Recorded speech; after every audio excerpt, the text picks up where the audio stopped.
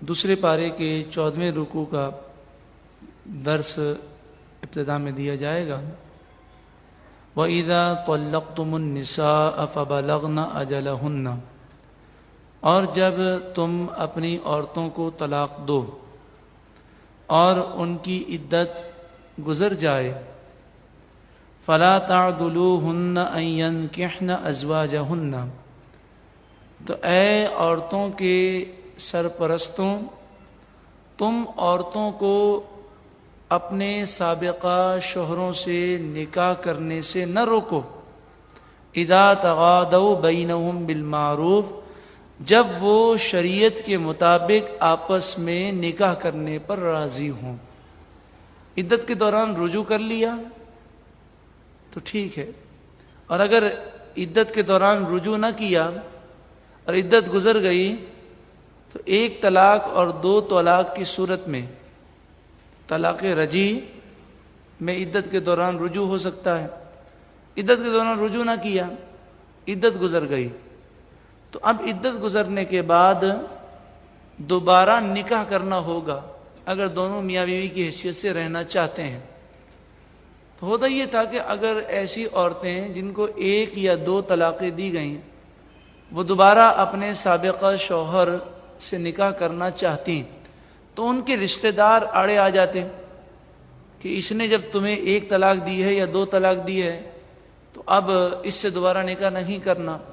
اللہ تبارک و تعالی نے اس سے منع فرمایا کہ اگر مرد اور عورت دونوں راضی ہوں اور شریعت کے مطابق زندگی گزارنے پر وہ ایگری ہوں تو دوبارہ نکاح کر دینا چاہیے۔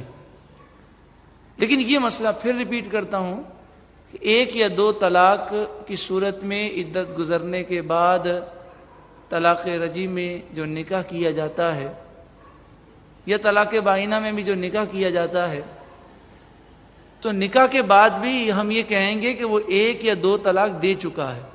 1 طلاق دینے کی صورت میں اب اسے کتنی طلاق کا اختیار ہوگا؟ 2 طلاقوں کا، اور اگر 2 طلاقیں دے چکا ہے تو اب کتنا اختیار ہوگا؟ 1 طلاق۔ یہاں طلاق کے مسائل میں ضمناً عرض کر دوں کہ غصے میں بھی طلاق دینے سے طلاق ہو جاتی ہے۔ اسی طرح عورت کا طلاق کے الفاظ کا سننا ضروری نہیں ہے۔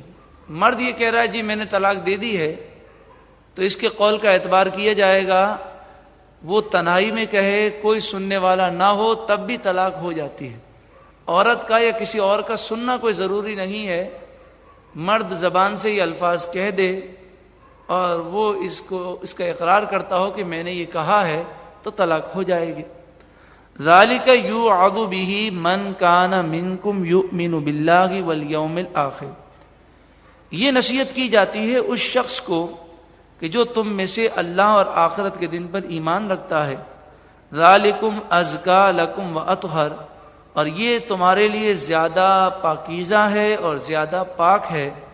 واللہ یعلم وانتم لا تعلمون، اللہ تعالی خوب جانتا ہے اور تم نہیں جانتے۔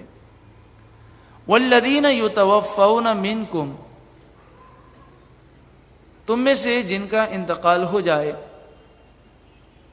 وَيَذَرُونَ أَزْوَاجًا، اور ان کی بیویاں ہوں، يَتَرَبَّصْنَ بِأَنفُسِهِنَّ 4 أَشْهُرٍ وَعَشْرًا، 4 عربی میں 4 کو کہتے ہیں، اور اشہر یہ شہر کی جمع ہے، 4 مہینے، 10 مانے 10۔ تو جس عورت کے شوہر کا انتقال ہو جائے اس عورت کو 4 مہینے 10 دن عدت گزارنی ہے۔ لیکن اتنی وضاحت کر دوں، سورہ طلاق میں اس کی تفصیل ہے کہ یہ عدت اس عورت کے لیے جو حاملہ نہ ہو، اور اگر حاملہ عورت کے شوہر کا انتقال ہو جائے تو اس کی عدت ہے بچے کی ولادت تک۔ بچے کی ولادت ہوگی اس کی عدت ختم ہو جائے گی، چاہے بچے کی ولادت میں 1 مہینہ باقی ہو کہ 9 مہینے باقی ہوں۔ فَإِذَا بَلَغْنَ أَجَلَهُنَّ، پس جب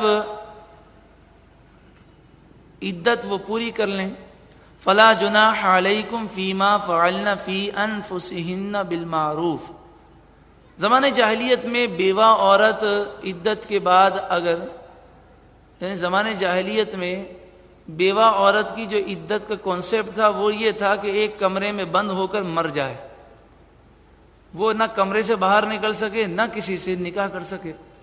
تو شریعت نے اس عدت کو پہلے 1 سال کیا اور پھر 4 مہینے 10 دن کر دیا، اور پھر شریعت نے اس کو واضح کیا کہ فلا جناح علیکم، ان میں کوئی حرج نہیں ہے کہ عدت گزارنے کے بعد بیوہ اگر دوسری جگہ پر نکاح کرنا چاہتی ہے تو اس میں کوئی شرم اور جھجک کی بات نہیں ہے. واللہ بما تعملون خبیر، اور اللہ تعالیٰ تمہارے تمام کاموں سے خبردار ہے.